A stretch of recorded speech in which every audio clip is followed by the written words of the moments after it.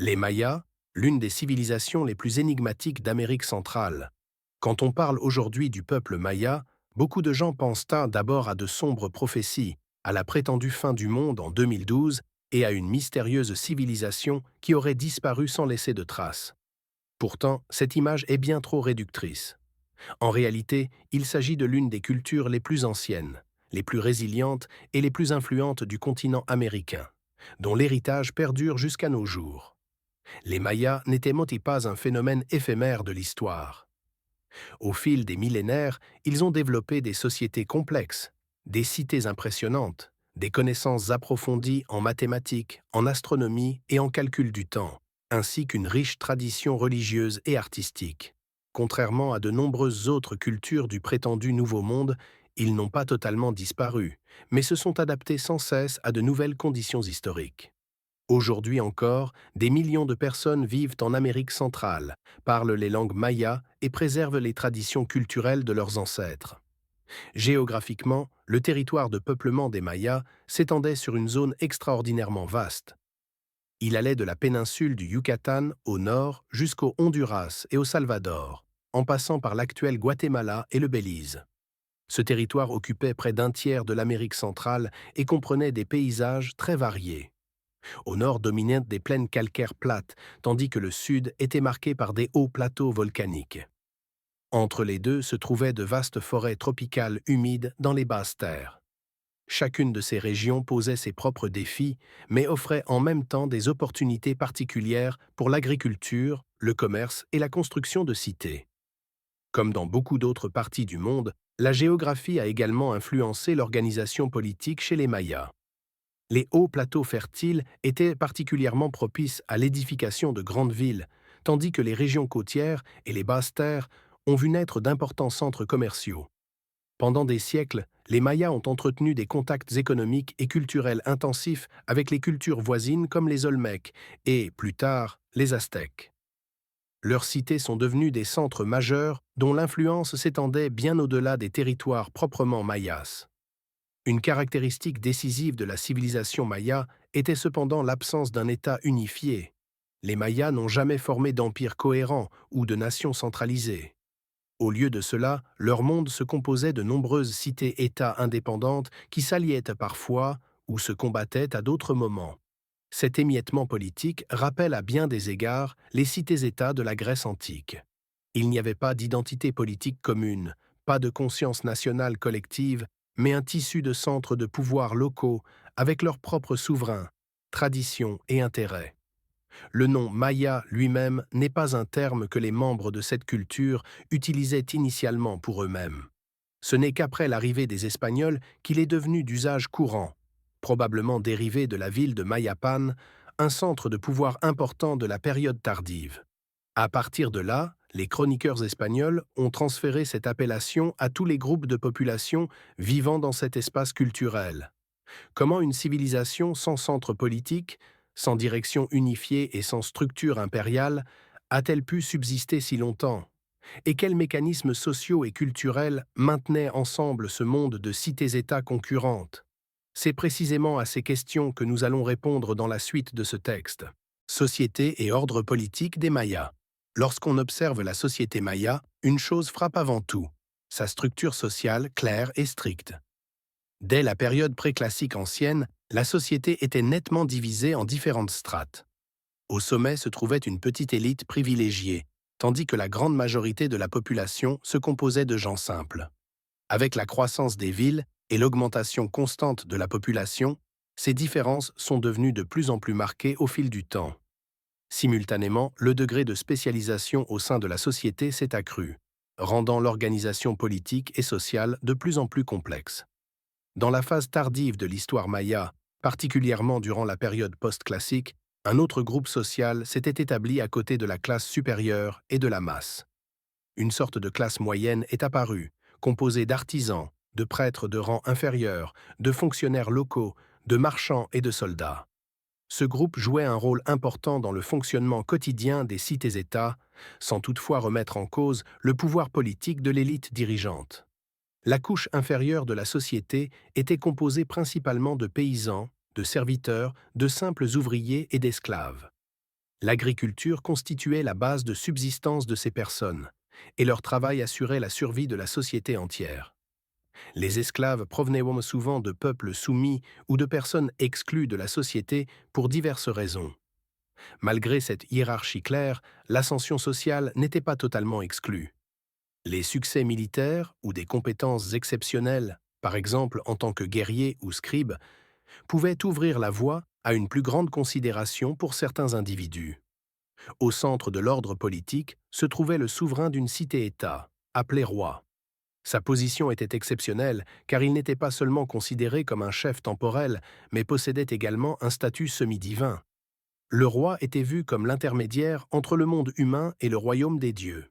Cette légitimation religieuse conférait à son règne une autorité particulière qui se reflétait dans l'art, l'architecture et les rituels. Malgré cette position éminente, le pouvoir du roi n'était pas absolu. Il était moins un dictateur militaire ou un administrateur bureaucratique qu'un patron religieux et protecteur de la communauté. Ses tâches principales consistaient à accomplir des rituels, à assurer la bienveillance divine et à maintenir l'équilibre entre les différents groupes sociaux. C'est précisément ce pouvoir limité, fondé avant tout sur le rituel, qui explique pourquoi les Mayas n'ont jamais réussi à unir leurs cités-États en un État centralisé. Le système politique des Mayas reposait sur un réseau d'interdépendance mutuelle et de relations de protection. Les fonctions n'étaient pas attribuées par un processus de sélection strict, mais souvent sur la base de relations personnelles et du soutien de puissants protecteurs. Ce système de patronage menait inévitablement à des rivalités et des conflits internes. Le roi faisait alors souvent office de médiateur entre les prêtres, les élites militaires et les familles nobles. Le rôle de la guerre était particulièrement important pour la noblesse. Les membres de la classe supérieure considéraient les exploits militaires comme un élément central de leur identité. Les princes devaient prouver leur capacité à diriger des guerriers pour être jugés dignes de la succession au trône. L'élément décisif n'était pas la conquête de territoires, mais la capture de nobles ennemis. Chaque cité-État développait ses propres structures de cour et traditions politiques, de sorte qu'il n'existait pas de forme unique de gouvernement au sein du monde maya. Cette combinaison de légitimation religieuse, de pouvoir royal limité et d'une forte noblesse locale a façonné le paysage politique des Mayas pendant des siècles. Elle rendait leur société à la fois stable et fragile. Stable parce qu'elle était profondément ancrée dans des conceptions religieuses. Fragile parce qu'elle n'offrait guère de marge de manœuvre pour réagir de manière flexible aux crises majeures ou aux changements profonds. Économie, agriculture et base technique des Mayas. Comme pour la plupart des civilisations d'Amérique centrale, l'agriculture constituait le fondement économique de la société maya. L'existence des cités-États dépendait presque entièrement de la capacité à exploiter l'environnement naturel et à assurer des rendements stables. Les principales cultures étaient le maïs, les haricots et la courge, complétées par des plantes comme le cacao et le tabac. Cette combinaison de cultures permettait une alimentation relativement équilibrée et constituait la base de la croissance démographique dans les territoires mayas. Malgré leurs réalisations culturelles et intellectuelles, le développement technique des Mayas a été relativement lent. Pendant une longue période, ils ont utilisé presque exclusivement des outils en pierre. Les métaux ne jouaient pratiquement aucun rôle dans leur vie quotidienne. Ce n'est que très tardivement, vers le XIe siècle environ, qu'ils ont commencé à travailler l'or, l'argent ou le cuivre, mais principalement à des fins décoratives. Pour les applications agricoles ou militaires, les outils en pierre restèrent dominants. Un facteur limitant décisif était l'absence d'animaux de bât et de trait sur le continent américain. Sans animaux tels que les chevaux ou les bœufs, les humains devaient transporter eux-mêmes toutes les marchandises. L'échange de biens se faisait donc à pied ou par les voies navigables à l'aide de bateaux. Les fleuves et les routes côtières ont ainsi acquis une importance particulière pour le commerce et la communication entre les différentes cités-États. Parallèlement à l'agriculture, les Mayas pratiquaient également l'élevage, bien que de manière limitée. Ils domestiquaient entre autres des chiens, des dindes et des abeilles mellifères. La chasse et la pêche complétaient le régime alimentaire et jouaient un rôle important, surtout dans les régions de forêts denses ou à proximité des côtes. Ces diverses formes d'économie permettaient aux Mayas de développer un mode de vie largement autarcique et adaptable, conçu pour les conditions écologiques particulières de l'Amérique centrale.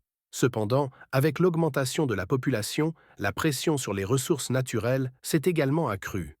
Pour relever ce défi, les Mayas ont développé au fil du temps des systèmes complexes d'irrigation et de gestion de l'eau.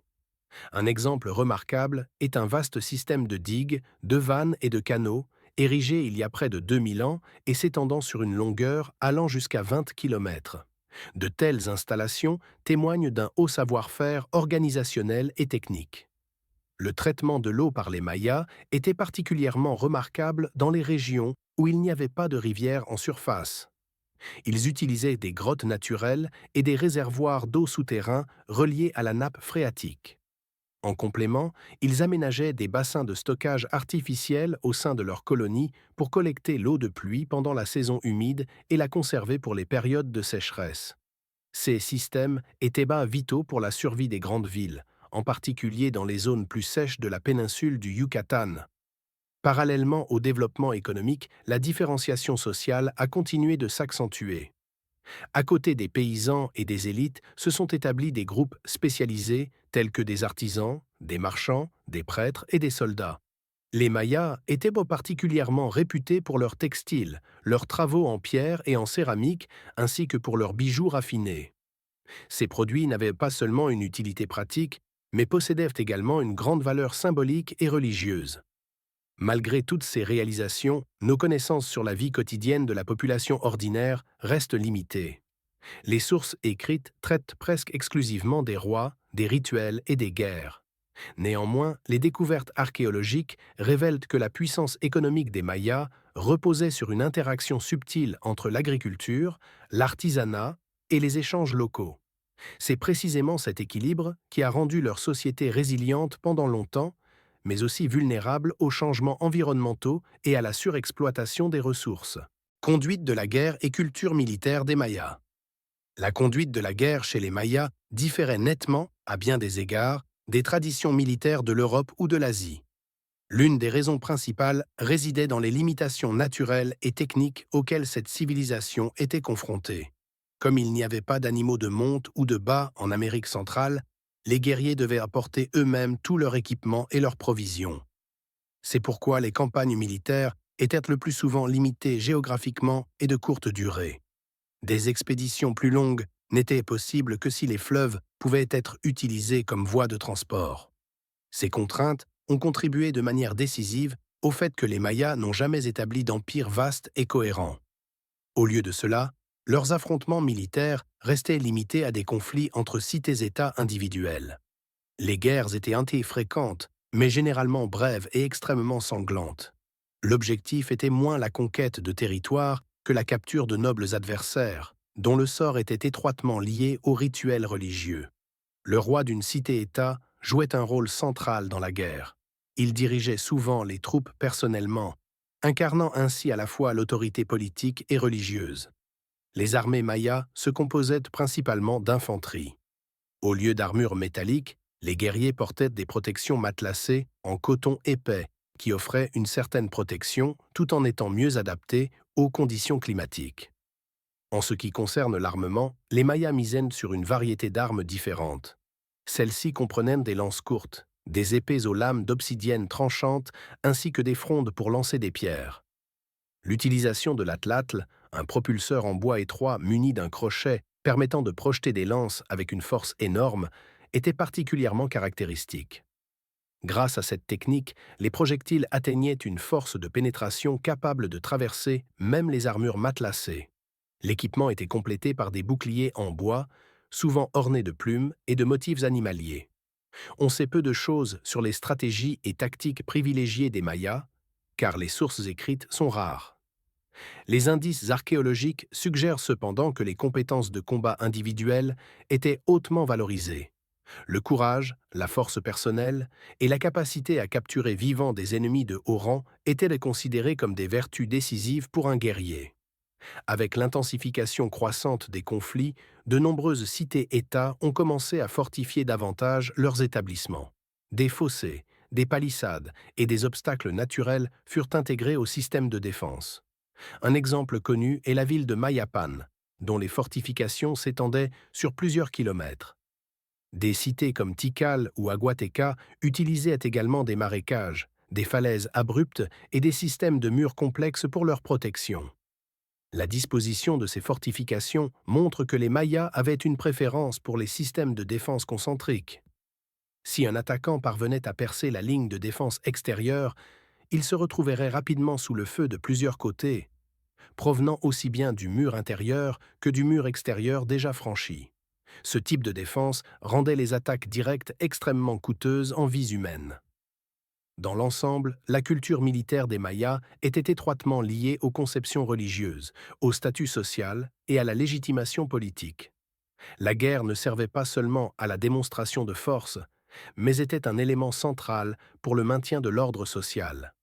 Simultanément, ce sont précisément ces structures qui limitaient les possibilités d'expansion durable et contribuaient, à long terme, à la vulnérabilité des cités-États mayas. Écriture, mathématiques, astronomie et conception du temps chez les Mayas. L'une des réalisations les plus impressionnantes des Mayas fut sans aucun doute leur système avancé d'écriture, de mathématiques et de calcul du temps. Parmi les cultures précolombiennes d'Amérique, ils possédaient l'un des systèmes d'écriture les plus complexes qui soient. L'écriture maya est probablement apparue entre le IIIe et le IVe siècle avant JC et est qualifiée de logosyllabique, car elle se composait à la fois de logogrammes et de signes phonétiques. En raison de sa complexité, cette écriture n'était pas accessible à l'ensemble de la population. Lire et écrire restait principalement réservé à la noblesse et à ceux qui se trouvaient sous sa protection.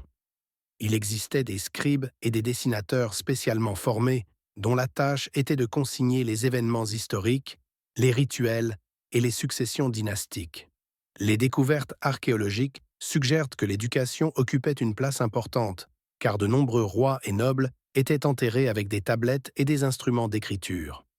À partir du IIIe siècle après JC, le système d'écriture fut largement standardisé et comprenait plus de 500 signes différents. Les Mayas rédigeaient en outre des livres en écorce d'arbre, appelés codex, dans lesquels ils consignaient des connaissances religieuses, astronomiques et calendaires. Cependant, avec l'arrivée des Espagnols, presque tous ces livres furent dits brûlés. Aujourd'hui, seuls 4 codex mayas subsistent, ce qui restreint considérablement notre connaissance de leur univers intellectuel. Étroitement liés à l'écriture, les mathématiques exceptionnellement avancées des Mayas. Ils utilisaient un système vigésimal et furent parmi les premières cultures au monde à développer et à utiliser le chiffre 0 comme une valeur mathématique autonome. Leur système de numération reposait sur 3 symboles de base. Un point pour l'unité, une barre pour le 5 et une forme de coquillage pour le 0.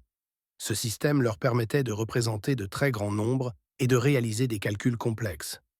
Ces capacités mathématiques constituaient la base de leurs observations astronomiques très poussées. Les Mayas suivaient les mouvements du Soleil, de la Lune et particulièrement de Vénus avec une précision étonnante. Ces observations ne servaient pas seulement à des fins scientifiques, mais avaient une importance pratique immédiate. Elles déterminaient le moment des rituels, des fêtes et même des entreprises militaires. La précision avec laquelle les Mayas calculaient la durée de l'année solaire est particulièrement remarquable. Ils arrivèrent au chiffre de 365,24 jours, une valeur qui ne s'écarte que de manière minime des calculs astronomiques modernes. Leur conception aiguë du temps se reflète dans les nombreux systèmes de calendrier qu'ils ont développés. Le plus important de ces systèmes était le calendrier dit du compte long, basé sur le système vigésimal. La plus petite unité était le kin, correspondant à un jour. 20 kin formaient un winal, 360 jours un tun, 20 tun un katun et 20 katun un baktun. Ce système ne connaissait pas d'année bissextile, ce qui entraînait de légers décalages au fil du temps. Un grand cycle comprenait 13 baktuns, ce qui, dans le calcul du temps moderne, correspondait à l'année 2012. C'est de cette circonstance qu'est né le mythe très répandu de la prétendue fin du monde maya. En réalité, la fin d'un tel cycle ne signifiait pas un anéantissement, mais seulement la fin et le recommencement d'une période de temps. Outre le compte long, les Mayas utilisaient d'autres calendriers à des fins diverses. Le calendrier de 365 jours servait à la vie quotidienne, un calendrier de 360 jours aux fêtes religieuses, tandis qu'un calendrier spécial de 260 jours était exclusivement utilisé pour les actes rituels. Cette multitude de systèmes de calcul du temps illustre le rôle central que jouait la compréhension du temps, du cosmos et de l'ordre divin dans la pensée des Mayas. Leur calendrier n'était pas de simples instruments de mesure des jours, mais un fondement de toute leur vision du monde. Architecture, art et jeux de bal rituels des Mayas. L'art et l'architecture des Mayas étaient étroitement liés au monde des souverains et de l'élite religieuse. Il s'agissait principalement d'un art de cour, reflétant le pouvoir, la légitimation divine et les événements historiques. Outre la peinture, les Mayas maîtrisaient particulièrement la fabrication de la céramique, l'art textile ainsi que le travail de la pierre et des matériaux de joaillerie. Au cœur de leur architecture se trouvaient des édifices monumentaux en calcaire avec des surfaces enduites de mortier de chaux. Temples, palais et pyramides s'élevaient haut au-dessus des cités et étaient souvent construits sur des édifices plus anciens. Cette superposition répétée symbolisait le renouveau et la continuité sacrée entre les générations. Beaucoup de ces temples étaient à l'origine peints de couleurs vives, notamment le rouge, qui représentait la vie, le sang et le sacrifice, thèmes centraux de la culture maya. Une importance particulière était accordée aux bijoux en jade. Les teintes bleu-vert rappelaient les conceptions divines et les anciennes divinités solaires. Le jade n'était pas seulement porté en parure, mais servait aussi à la confection de masques rituels, notamment lors des funérailles de personnalités de haut rang. Le bois et la pierre servaient de matériaux principaux pour les sculptures, la sculpture sur pierre étant issue d'anciennes traditions de sculpture sur bois. L'architecture maya se caractérisait également par de nombreuses stèles en pierre et des escaliers ornés d'inscriptions hiéroglyphiques. On y consignait les successions dynastiques, les cérémonies religieuses et les événements historiques importants. Tous ces édifices furent érigés sans l'usage d'outils métalliques, de roues ou d'animaux de trait. À l'aide des seuls outils en pierre, de cordes et de la force de travail humaine, les Mayas ont bâti des complexes de bâtiments impressionnants qui subsistent encore aujourd'hui. Les plans urbains des Mayas suivaient généralement certains types de bases. Ceux-ci comprenaient des pyramides à plusieurs degrés avec des escaliers abrupts faisant office de temples, de longs bâtiments étroits pour les nobles et les prêtres, ainsi que des installations spéciales pour un jeu de bal rituel. Ce jeu, connu sous le nom de Pocatoc, avait un caractère à la fois sportif et religieux. Il était considéré comme l'expression de la prospérité, de la fertilité et de l'ordre cosmique. Les terrains de jeu étaient généralement aménagés en forme de higan, mais sans standard de dimension uniforme. Deux parois latérales inclinées empêchèrent la balle en caoutchouc de quitter le terrain. Dans ces murs étaient encastrés des anneaux en pierre à travers lesquels la balle devait passer pour gagner. Le terrain lui-même était revêtu de plâtre ou de pierre. Seuls les membres de la classe supérieure étaient autorisés à participer, le nombre de joueurs variant selon les régions. Si un joueur marquait un point, il pouvait prendre un bijou de valeur à un spectateur. Dans bien des cas, l'équipe perdante était sacrifiée aux dieux, bien que ce ne fût pas systématique à chaque match. Cette pratique illustre à quel point divertissement, religion et culte du sacrifice étaient étroitement imbriqués dans le monde des Mayas. Ainsi, l'architecture et l'art ne servaient pas seulement des fins esthétiques pour les Mayas. Ils étaient l'expression de conceptions religieuses, du pouvoir politique et de l'ordre social, façonnant l'apparence de leur cité tout autant que l'identité de leur société. Mythologie et religion des Mayas. La religion des Mayas était profondément ancrée dans tous les domaines de la vie et indissociable de leur vision du monde. Pour les hommes de cette culture, le monde n'était pas une construction fortuite, mais le résultat de l'action divine.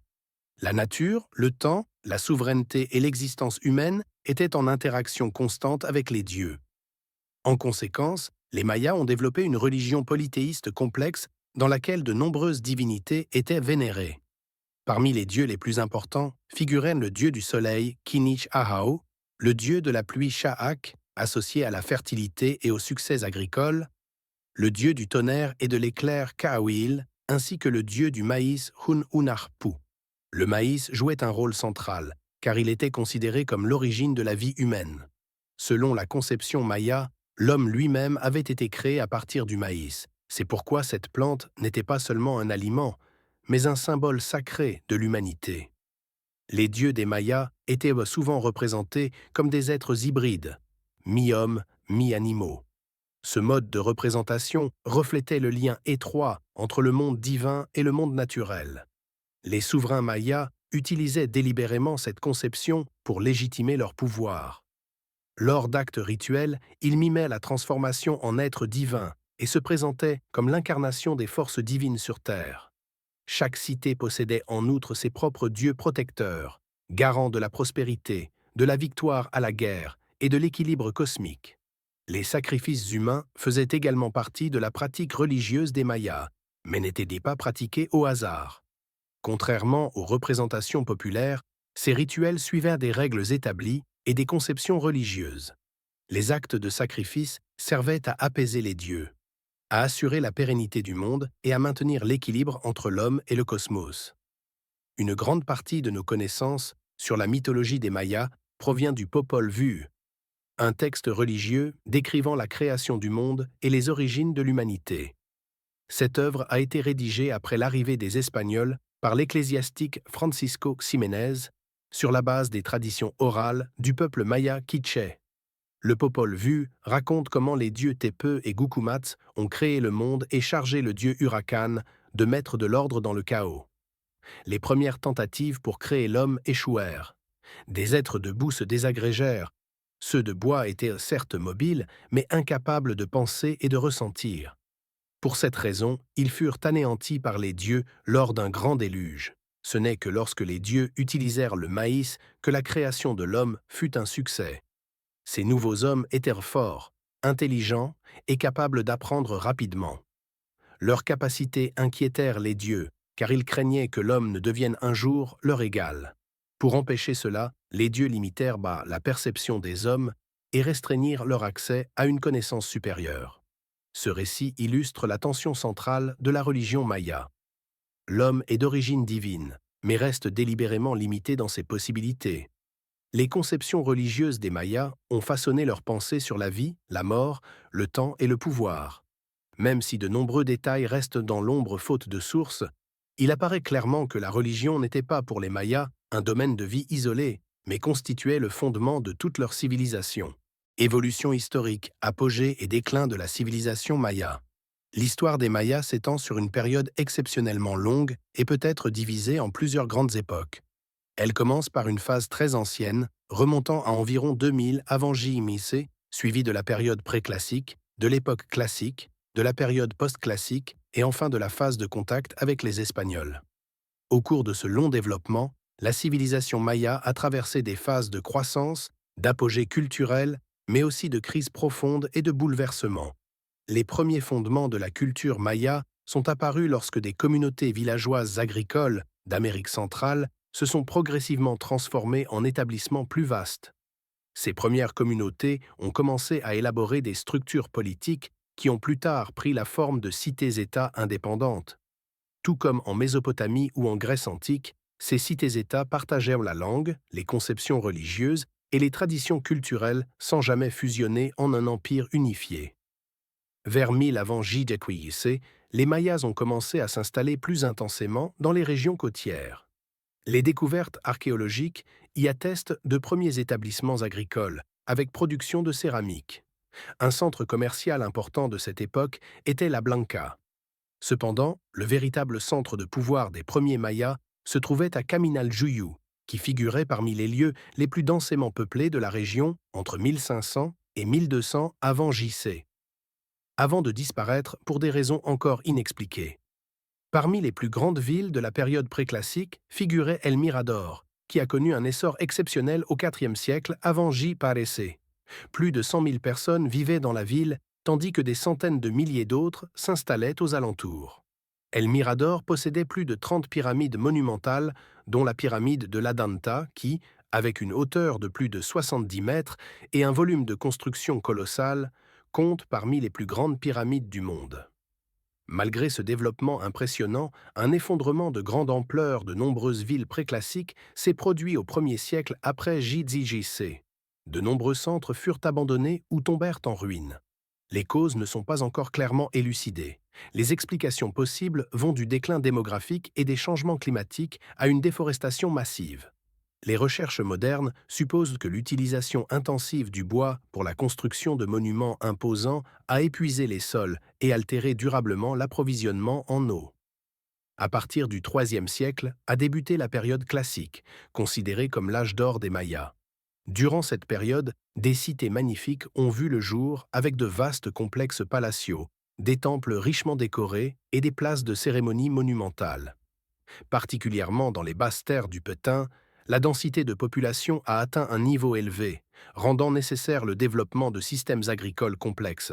Simultanément, le réseau d'alliances politiques et de rivalités entre les cités-États s'est étendu. Les grands centres de cette époque atteignaient des populations de 50 000 à plus de 100 000 habitants. Au début de la période classique, de nombreuses villes mayas étaient sous l'influence culturelle et politique de Teotihuacan dans la vallée de Mexico. À partir de l'an 378, cette puissance est intervenue activement dans la politique de plusieurs cités mayas, déposant des souverains et installant de nouvelles dynasties. Ces interventions ont favorisé l'ascension de Tikal, qui est devenue l'une des cités-États les plus puissantes des Mayas. Son plus grand rival était Calakmul, également un centre dominant dans la région du Petén. Les deux puissances contrôlaient des réseaux de villes vassales plus petites et se livrèrent, pendant des décennies, des luttes de pouvoir directes et indirectes. Selon les périodes, l'alliance autour de Tikal ou celle autour de Calakmul dominait. D'autres centres importants étaient Copan au sud-est, particulièrement réputé pour ses réalisations culturelles et artistiques, ainsi que Palenque et Yaxchilan dans la région de l'Usumacinta.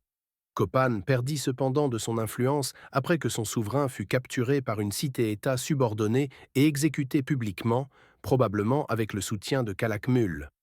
Au IXe siècle, un déclin dramatique s'est amorcé dans la région centrale maya. Des villes furent abandonnées, des dynasties s'effondrèrent et de grands groupes de population émigrèrent vers le nord. Les raisons en étaient probablement une combinaison de guerres incessantes, de surpopulation, de destruction de l'environnement et de sécheresse prolongée. Une cause unique ne peut expliquer cet effondrement. Durant la période post-classique, le centre politique s'est déplacé vers le nord de la péninsule du Yucatan, vers des cités comme Chichen Itza, Uxmal et plus tard Mayapan. Cependant, le modèle de souveraineté classique, reposant fortement sur l'autorité rituelle, s'est avéré peu adaptable. Au nord, il fut de plus en plus remplacé par des structures de conseil où plusieurs familles nobles exerçaient ensemble le pouvoir. De nombreuses cités autrefois puissantes tombèrent définitivement en ruine. De vastes zones de la région centrale maya ne furent plus repeuplées pendant des générations. Les routes commerciales se déplacèrent et le paysage politique changea radicalement. Néanmoins, la culture maya resta présente durant cette phase également, bien que sous une forme modifiée et sans centre de pouvoir dominant. La conquête espagnole est l'héritage persistant des Mayas. La conquête des Mayas par les Espagnols différa fondamentalement de la soumission rapide de l'Empire aztèque. Alors que l'expansion espagnole dans le centre du Mexique fut achevée en quelques années, la soumission des territoires mayas s'étira sur près de 2 siècles. L'une des raisons principales résidait dans la géographie difficile de la péninsule du Yucatan et des hauts plateaux adjacents. Forêts tropicales denses, marécages, montagnes et l'absence de centre politique clair rendirent un contrôle militaire rapide extrêmement ardu. Bien avant le début de la conquête proprement dite, les Espagnols eurent de plusieurs contacts avec les Mayas. Depuis la colonie de Cuba, la côte du Yucatan était facilement accessible.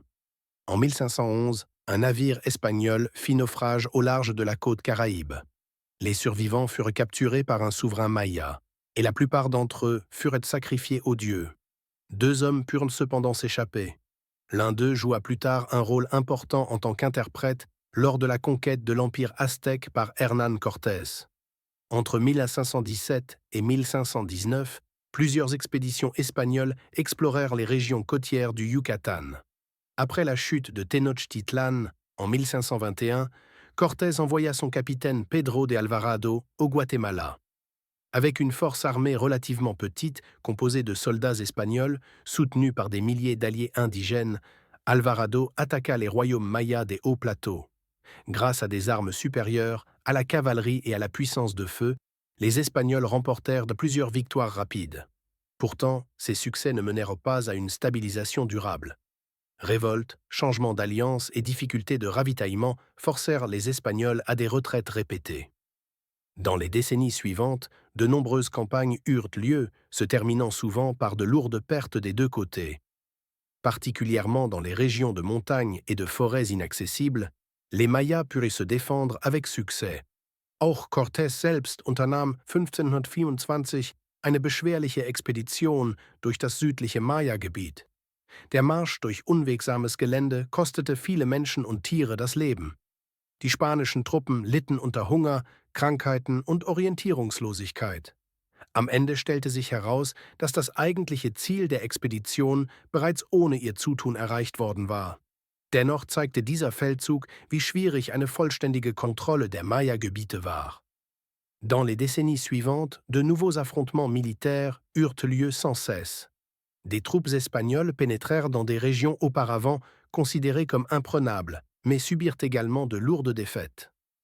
Les campagnes dans les hauts plateaux boisés, où des dizaines de milliers de guerriers mayas résistèrent avec succès, furent particulièrement coûteuses en vies humaines. Ce n'est qu'au prix de campagnes militaires répétées, de déplacements forcés de population et de la destruction des centres de pouvoir locaux que les Espagnols parvinrent à contrôler durablement de vastes territoires. Au nord du Yucatan, des combats intenses eurent lieu à partir de 1531 contre des cités comme Chichen Itza. Malgré des succès initiaux, les Espagnols ne purent y soumettre totalement ces centres pendant longtemps. Ce n'est qu'après une grande révolte en 1546 qu'ils réussirent à vaincre les dernières cités-États importantes de la région. Les groupes mayas restants se retirèrent par vers le sud, notamment dans la région du Petén. Là, au milieu de forêts denses et de paysages difficiles d'accès, des royaumes mayas indépendants se maintinrent encore pendant plus de 70 ans. Les armes et la cavalerie espagnole perdèrent leur avantage sur ce terrain. Ce n'est que vers la fin du XVIIe siècle que les Espagnols lancèrent une dernière grande offensive. Avec des navires armés, ils traversèrent le lac Petén-Itza et attaquèrent le centre du royaume Itza. En 1697, le roi et les principaux nobles furent faits prisonniers. Ainsi prit fin l'existence de la dernière souveraineté maya indépendante. La conquête espagnole détruisit une grande partie des structures politiques, religieuses et culturelles des Mayas. Temples furent démolis, des écrits brûlés et les systèmes de gouvernement traditionnels dissous. Néanmoins, les Mayas ne disparurent pas. De nombreuses communautés continuèrent à vivre à l'écart de l'administration coloniale et préservèrent leur langue, leurs coutumes et une partie de leur vision du monde. Aujourd'hui encore, des millions de personnes vivent en Amérique centrale, se définissent comme Mayas et parlent les langues de leurs ancêtres. Leur existence est la preuve que la civilisation maya ne s'est pas simplement éteinte, mais s'est transformée et adaptée à de nouvelles conditions.